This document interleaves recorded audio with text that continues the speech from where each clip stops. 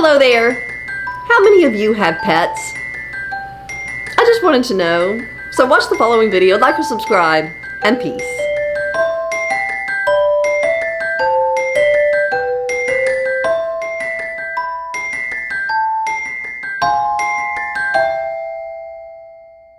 Hello there, my name is Bill Juliana. I'm 49 years old and I have a 40-year history of dealing with anorexia nervosa, and I'm currently following the recovery methods espoused by Tabitha Farrar, Kayla Rose Katecki, and Elisa Orris. And today at the outset of the video, I just want to ask, how are you doing? Because I know a lot of us are feeling probably pretty stressed right about now. Now, I don't want to get too far into the pandemic and all of its effects, because every YouTube video that is out there is covering somehow, some way, shape, or form, pandemics. And a lot of the news outlets and ads on TV and shows on television, everything is covering the pandemic in some way, shape, or form, because the pandemic is affecting us in a lot of ways. And so I understand that you're getting oversaturated with this stuff. And yet at the same time, we don't know much about what the future holds with this. Things seem to change all the time. And so for me personally, this past week has just been an amalgamation of emotions that I've been trying to tamp down throughout the past weeks, and they've all just kind of exploded. And so I've had a really difficult time of it. And I suspect that if I've had a difficult time of it, then some of you might be feeling the same way. So you can just leave it in the comments. I may be wrong. Some of you might be feeling some relief because some of the strictures are being loosened out there in society. And I am so glad for that. Yes, of course. But again, I'm so unsure about the future and have a lot of anxiety about my own future as I'm looking into it. Now, I know we shouldn't future cast, but of course, always with hope, when we have hope in our head, it's pretty much attached to looking towards a better future. And so as I look ahead with a little bit of hope, I can't help but get worried as well about things not going well. So anyway, I just wanted to mention that. So just recently on her YouTube channel, my recovery coach posted a video where she was talking about getting out of the recovery bubble.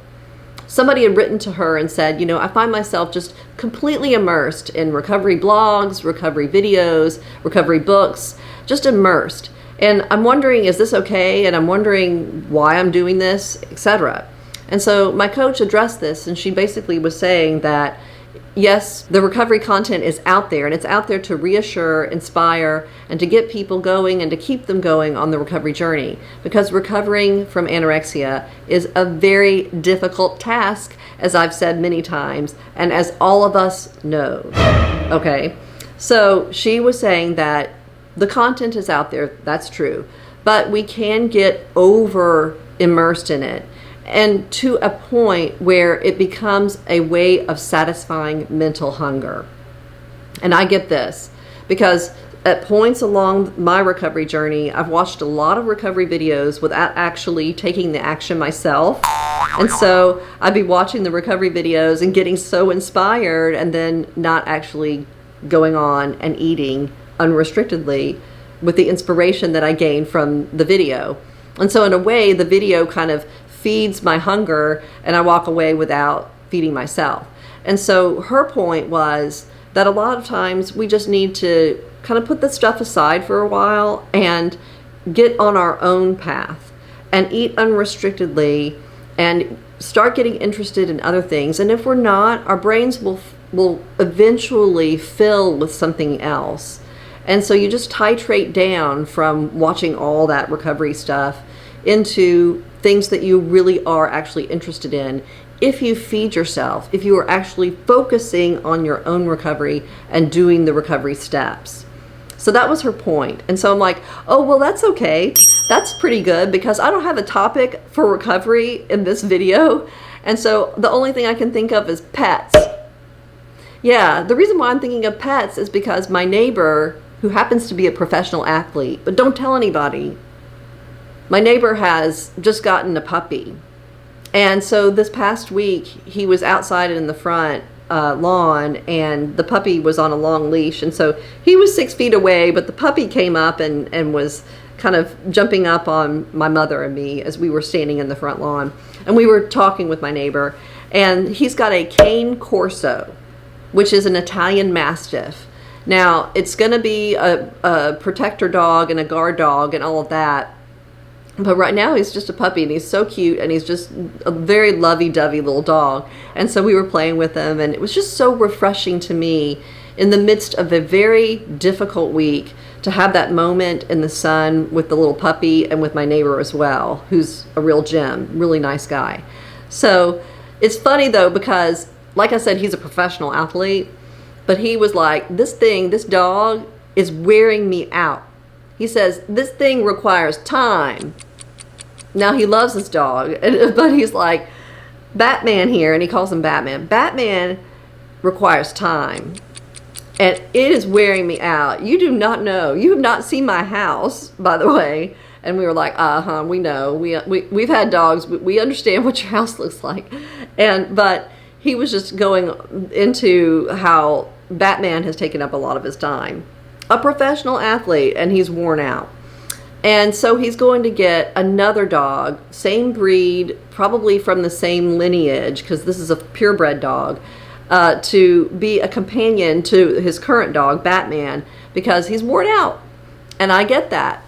And I have been through that same scenario. So I'll describe that scenario. Now, growing up, I had dogs. I am a dog person, and I think that people with eating disorders, in general, tend to gravitate towards having pets because we are highly sensitive people and we love things a lot, especially things that give unconditional love back. And so it is very, very common to have pets and eating disorders. Now, a lot of people who don't have eating disorders have pets too. Pets are just something that humans in general gravitate towards. However, a lot of people, like I said, with eating disorders tend to love their pets as well. So anyway, I had dogs, and growing up, we were given a dog that was from an animal shelter when we were younger, and so I was about 5 or 6, and we grew up with that dog, my sister and I, and that dog was a great dog for kids, played with us all the time, just a wonderful dog. So that was our first dog, and then after that, when I was 13, there was a person who was giving away a Yorkshire Terrier. She couldn't take the Yorkshire Terrier into her new life that she was entering into, and so she offered us, you want a dog? And I was like, heck yeah, that Yorkshire Terrier is cute. So I had a Yorkshire Terrier for about 10 years after that, and then after the Yorkshire Terrier passed away, I was 23. And I was lobbying my parents for a dog. I was like, can we have a dog? Because I was living at home with my parents. And I was like, can we have a dog? Please, I want a dog so bad. I'm a dog person, I am. Please, can we have a dog? And so they decided, okay, for Christmas in 1993, they gave me a dog. And they had done their research for this. And they looked at different breeds of dogs because they decided they wanted to get a purebred dog. And they thought that a Shetland sheepdog would be a good pet for me. And so they ended up buying a Sheltie. That's what they're called commonly, Shelties. They bought a Sheltie from a breeder that was in Tennessee, and they went out and they had shopped around. They looked at different dogs in different places, but they found this one. And they actually wanted to buy a female Sheltie, but the breeder wasn't going to sell the female Sheltie that they had left. And so my parents were kind of walking away from the breeder, kind of thinking, that's too bad. But my dad caught sight from in the corner of his eye of this really hyper beautiful Sheltie that was in a pen that was just jumping up and down. And he was a puppy, and he was just jumping up and down and barking. And so my dad's heart just went to that dog. And so on Christmas Day, 1993, I ended up with that dog. And boy, oh boy, when I go through tough times, my brain will go and pick out Nick. I named the dog Nick.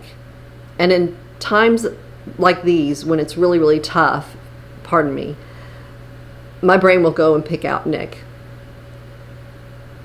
So, okay, yeah, I'm sorry, you have to pardon me. I have to compose myself here. I did not know that was going to happen. I'm really, really sorry. But it's true that that Nick is sort of my go-to when I am going through extra stress these days. My brain will go and pick him out because he was just such a character and such a big part of our lives. So lately I ran across some footage. Nick lived from 1993 to 2008, and we got him in 93, like I said, and because he was so hyper, just like the cane corso that my neighbor has, so hyper and so difficult to deal with. I mean, he chewed everything in the house, chewed everything. There was a time that I found a disposable razor and the blade was missing. The razor kind of had like this chew mark on it on the top, the handle of it, and the whole blade was gone. Nick had just destroyed the blade, and he showed no signs of gastric distress or any kinds of medical issues. He just chewed the thing up. And so he was kind of a mess. And so at one point, the breeders called my family, and they were like, hey, we've got the female here, and we've decided we're not going to use her as a show dog, so would you like to have her? And we were like, yes, you please. We'll take her. And we bought her and brought her home as a companion for Nick. And so it became in our household a duo. It was Nick and Mandy. And so we had litter mates in our house, and they were wonderful. They did work out really, really well together.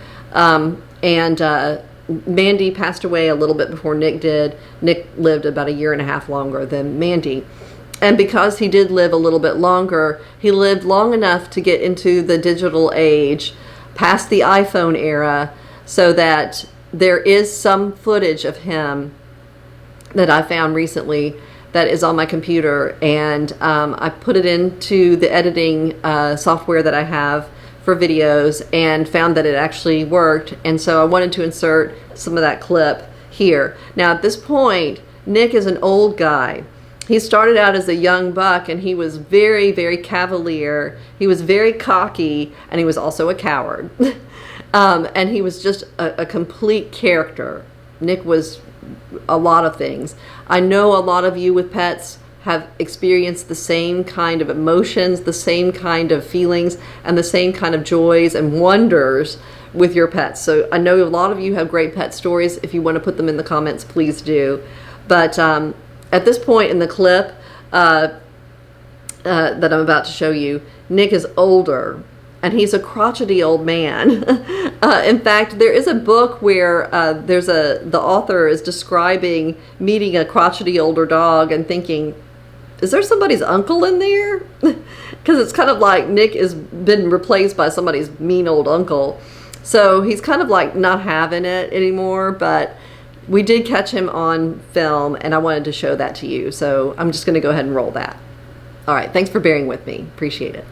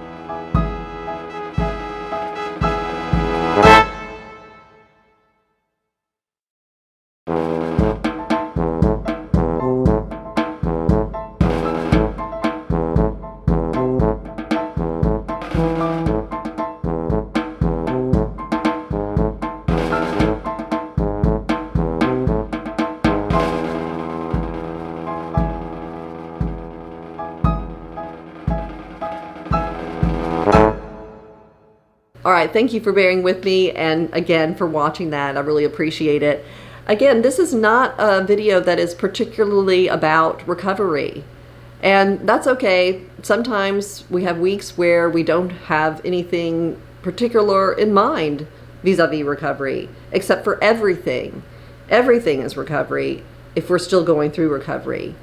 And yet, during the tough times, sometimes our minds need to go to other places just to get us through. Now, having said that, I need to go eat something and sit down and rest. So I'm going to go do that. And I bid everyone else, please eat unrestrictedly, rest for a prolonged period. Don't worry about body weight anymore. Love your pets if you have them. If you don't, keep on keeping on. Take care. And until next time, peace.